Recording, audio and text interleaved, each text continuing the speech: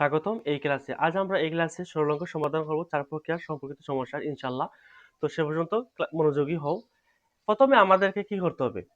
প্রথমে আমাদেরকে দুইটি বিষয় খেয়াল করতে হবে। প্রথমে হচ্ছে বন্ধনী, তারপর হচ্ছে প্রক্রিয়া প্রতীক। সরল অঙ্ক সমাধান করতে হলে সবসময় দুইটি বিষয়, এটা হচ্ছে বন্ধনী, তারপর কিন্তু প্রক্রিয়া প্রতীক। তো বন্ধনী কয়টি? বন্ধনী তিনটি। প্রথম বন্ধনী, দ্বিতীয় বন্ধনী এবং তৃতীয় বন্ধনী।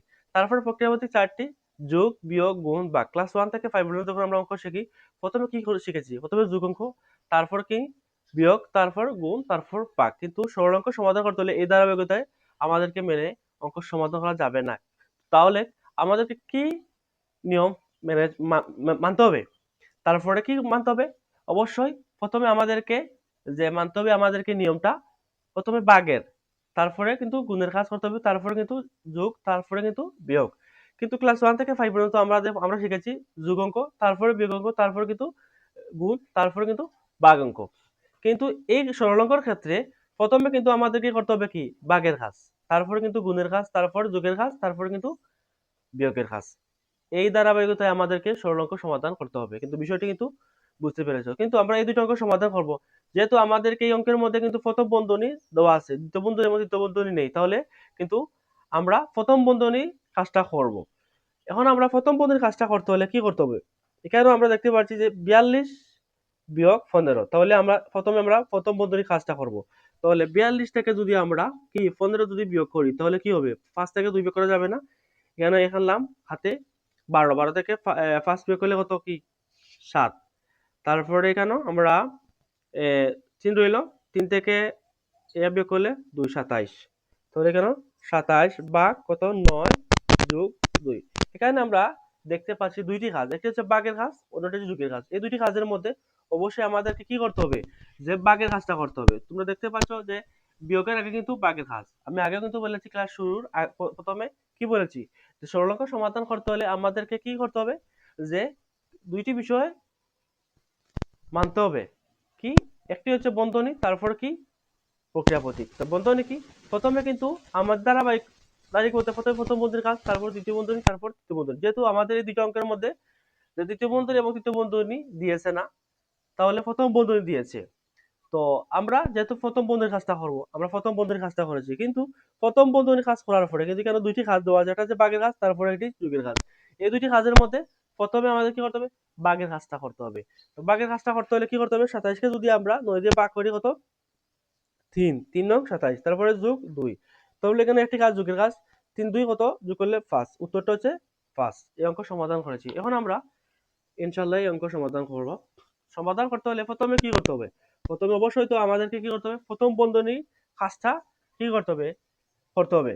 তো প্রথমে আমাদেরকে প্রথম বন্ধনীর কাজটা করি। তো প্রথম বন্ধনীর কাজটা করতে হলে এখানে দুইটি কাজ দেখতে পাচ্ছি, এটা যে যোগের কাজ এবং এটা যে গুণের কাজ। যেহেতু আমরা এই যে গুণের কাজ আগে করতে হবে, এখানে তোমরা দেখতে পাচ্ছ যে ভাগ, গুণ, যোগ, বিয়োগ এই ধারাবাহিকতায় যে আমাদেরকে কি করতে হবে? আগে অবশ্যই সরল অঙ্কের ক্ষেত্রে সব সময় আমাদেরকে কি করতে হবে?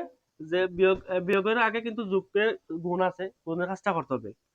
তো প্রথমে আমরা এখানে 500 লিখি, 500 বিয়োগ, তারপর এখানে 125 কে যদি আমরা 3 দিয়ে গুণ দিই, 125 গুণ 3, 3 5 15, 5 হাতে রইল কত? 3 2 6 7 আর 3 1 3, 300 কত? 375। এখানে যোগ, তারপর এখানে আবার 18 গুণ 6, তারপর এখানে 6 8 কত? 48, 48 এর 8 হাতে রইল কত? 4, 4, তারপর 6 1 6 10, 108, তারপর এখানে কত? 108।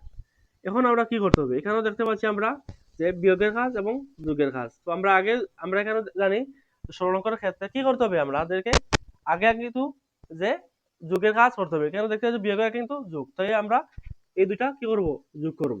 এই দুইটা যোগ করলে 375 যোগ 108, তারপর কেন 8 5 কত? 8 5 13, 3 হাতে রইল 1, 7 হাতে 1 8, তারপরে 3 আর 6 483। তো 500 বিয়োগ কত? 483। ঠিক আছে, এখানে একটু সুন্দর করে লিখি। তারপর এখন কি করব? একটি কাজ আছে বিয়োগের কাজ। তাহলে 500 থেকে আমরা কি করব? 500 থেকে বিয়োগ করব 483। তো বিয়োগ করি আমরা 3 0 থেকে 7 বিয়োগ করা যাবে না, আবার 0 থেকে আনা যাবে। এখান থেকে 5 থেকে এখানে আনলাম, 0 থেকে 10, আবার এই 10 থেকে আবার এখানে আনলাম 1 হাতের 1 কত? 10, 10 থেকে 3 বিয়োগ 3 বিয়োগ করলে কত থাকে 7, এখানে হইল 9, 9 থেকে 2 বিয়োগ করলে কত 1, তাহলে উত্তর হইল কত 17। তো এখানেও দেখতে পাচ্ছ যে আমরা উত্তর 17 বের হয়েছে। প্রথমে কি করেছি, প্রথমে আমরা প্রথম বন্ধনী কাজ করেছি। প্রথম বন্ধনী ভিতরে গুণের কাজ এবং যোগের কাজ, দুইটি কাজের মধ্যে আগে গুণের কাজ করতে হবে। সরলরেখার ক্ষেত্রে গুণের কাজটা করেছি। 125 গুণ 3 375 হয়েছে। তারপর 18 গুণ 6 108 হয়েছে। তারপরে কিন্তু যোগের কাজ, বিয়োগ এবং যোগ দুইটি কাজের মধ্যে অবশ্যই একটু আগে যোগের কাজটা করতে হবে। এই ধারাবাহিকতায় যোগের কাজটা করেছি। 483 হয়েছে এই দুইটা যোগ করে। তারপর 500 থেকে 483 বিয়োগ করে 17 বের হয়েছে। তো সরলরেখার ক্ষেত্রে একটা জিনিস সব সময় মনে রাখবে, বন্ধনী এবং প্রক্রিয়াপদ্ধতি। বন্ধনী কি, বন্ধনী প্রথম বন্ধনী, দ্বিতীয় বন্ধনী, তৃতীয় বন্ধনী। বন্ধনী প্রথমে প্রথম বন্ধনীর কাজটা করবে, তারপর দ্বিতীয় বন্ধনীর কাজটা করবে, তারপর তৃতীয় বন্ধনীর কাজটা করবে। এবং বন্ধনীর ভিতরে যোগ বিয়োগ গুণ ভাগ এ ধারাবাহিকতায় যেটা হোক, প্রথমে কিন্তু ভাগের কাজটা করবে, তারপর কি গুণের কাজ, তারপরে কিন্তু যোগের কাজ, তারপরে কিন্তু বিয়োগের কাজ করবে।